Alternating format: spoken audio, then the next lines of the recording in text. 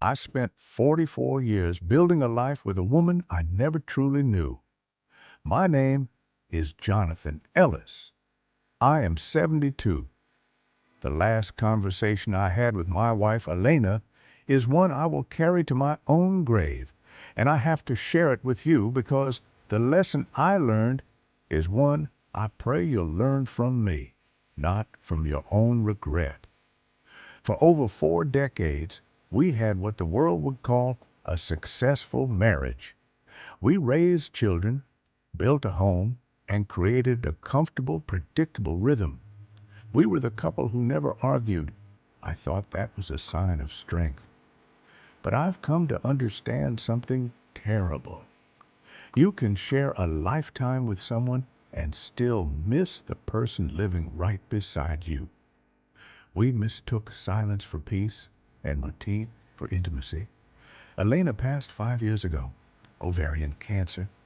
The diagnosis was a sudden storm, and she was gone within a season. In her final days, she looked at me with a clarity that only comes when time runs out. Her voice was soft, but it hit me like stone. She said, "Jonathan, we were so careful not to disturb the water, we forgot to ever go swimming." I was confused, defensive. We had a good life, didn't we? We were stable. We were responsible. That was the problem. We were so focused on maintaining the surface, we abandoned the depths below. She would reach for me, in small ways. "Let's learn a new language," she'd say. Or, "Remember how we used to get lost on long drives?"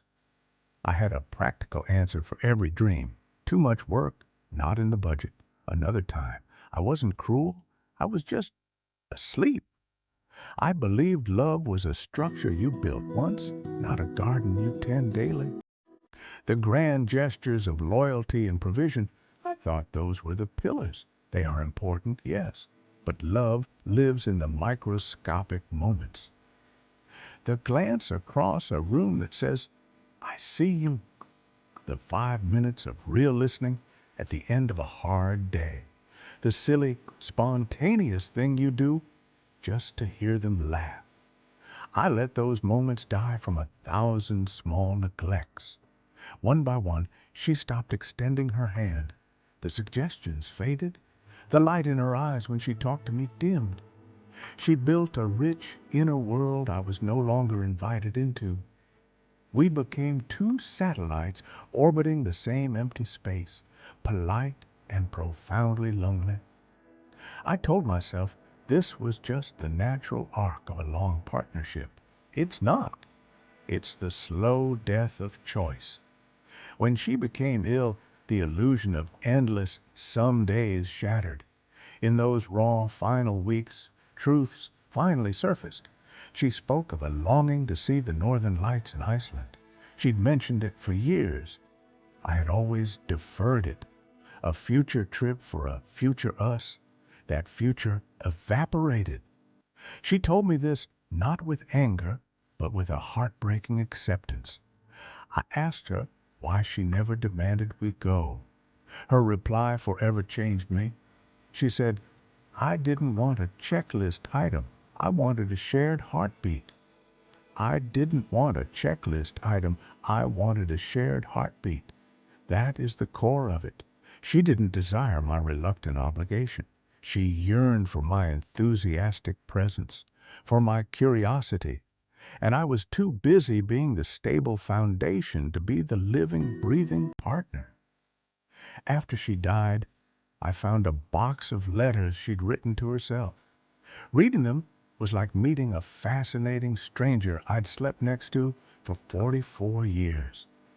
Pages spoke of quiet loneliness, of jokes swallowed because the timing wasn't right, of a persistent hope that one day I'd wake up and really see her again.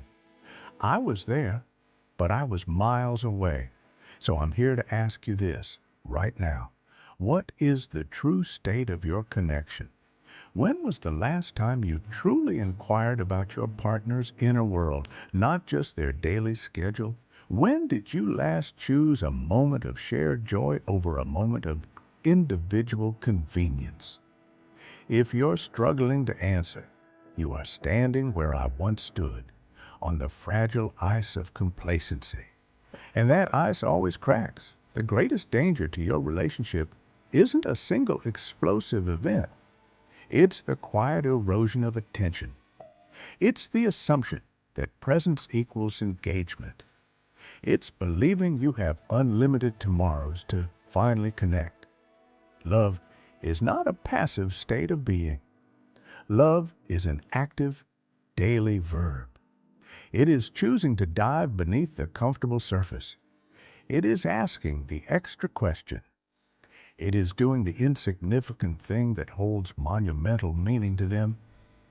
People told me I was a fine husband. I was not.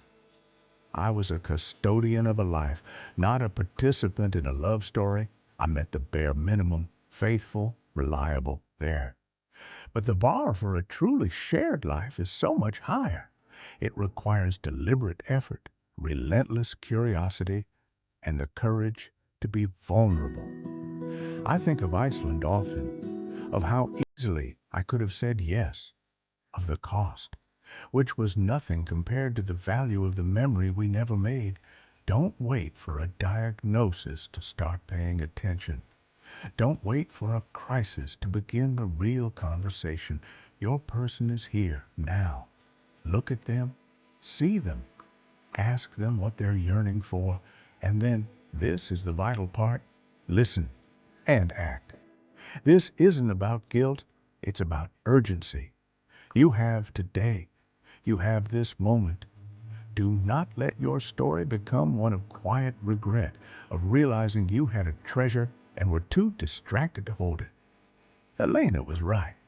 We spent our lives being careful when we should have been courageous. If this resonated with you, please like this video. It helps these stories reach others who might need to hear them. For more perspectives on life, love, and the lessons we learned too late, subscribe to Winds of Thought.